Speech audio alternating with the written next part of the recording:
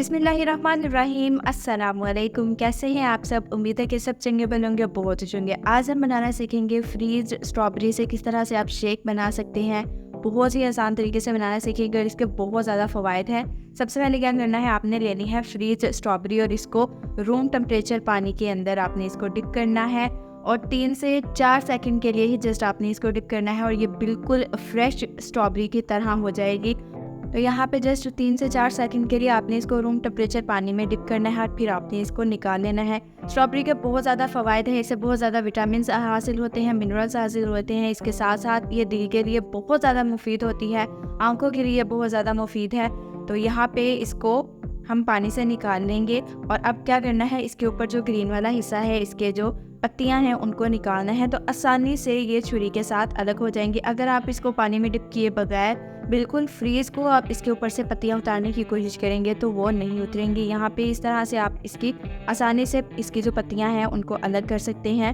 तो यहाँ पे सारी स्ट्रॉबेरी के ऊपर से पत्तियों को अलग कर लिया है। अब क्या करेंगे, इसको कट करेंगे दो हिस्सों में। वो इसलिए कि जब हम शेक बनाएंगे तो उसमें अच्छी तरह से ये मिक्स हो सके। तो यहाँ पे 2 से 3 हिस्सों में हम स्ट्रॉबेरी को जो है वो कट कर लेंगे।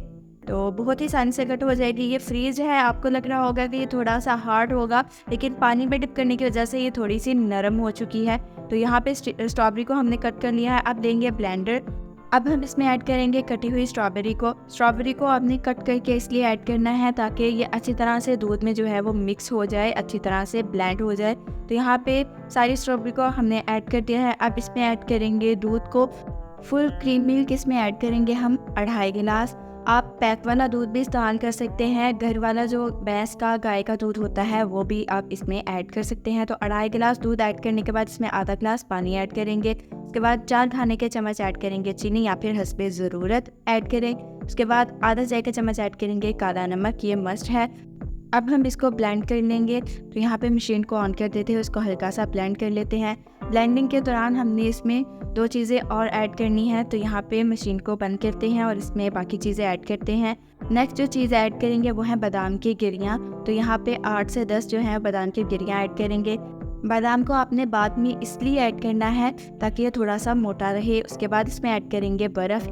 इसको आप टुकड़ा टुकड़ा ऐड कीजिएगा ताकि इसको ब्लेंड करने में आसानी हो। तो यहाँ पे बर्फ़ को ऐड कर देंगे और इसको अच्छी तरह से ब्लेंड कर लेंगे। तो यहाँ पे मशीन को दोबारा ऑन कर देते हैं। स्ट्रॉबेरी शेक से आपको बहुत ठंडक महसूस होती है क्योंकि इसकी तासीर होती है ठंडी। तो यहाँ पे माशाल्लाह से स्ट्रॉबेरी शेक बनके हमारा बिल्कुल रेडी हो चुका है। अब हम इसको ग्लास में निकाल लेते हैं और इसके ऊपर थोड़ी सी प्रेजेंटेशन करेंगे अपनी। तो यहाँ पे देखिए, पहले शेक को हम ग्लास में ऐड करेंगे और उसके बाद इसके ऊपर जितनी भी झाग आई हुई है थोड़ी सी वो ऐड करेंगे ताकि इसकी प्रेजेंटेशन जो है वो अच्छी तरह से हो सके। तो यहाँ पे चम्मच की मदद से इसके ऊपर हम लगाएंगे झाग को। इससे शेक जो है वो बहुत ज़्यादा क्रीमी हो जाएगा। तो अब इसके ऊपर थोड़ी सी स्ट्रॉबेरी को हम काट के लगाएंगे ताकि इसकी लुक जो है वो बहुत अमेजिंग लगे और बिल्कुल ये रेस्टोरेंट स्टाइल लगे। माशाल्लाह से शेक जो है बनके बिल्कुल रेडी हो चुका है। तो चलिए अब इसको टेस्ट कर लेते हैं। माशाल्लाह से बहुत ही अमेजिंग और बहुत ज़्यादा टेस्टी बना है हमारा जो शेक है। उम्मीद करती हूँ मेरी पहली रेसिपीज़ की तरह ये रेसिपी भी आपको बहुत अच्छी लगी होगी। अगर अच्छी लगी इसको लाइक कर दें, कमेंट में ज़रूर बताइएगा किस तरह की लगी। मिलता है नेक्स्ट रेसिपी में, तब तक के लिए अल्लाह ने के बाद खुदा हाफिज़।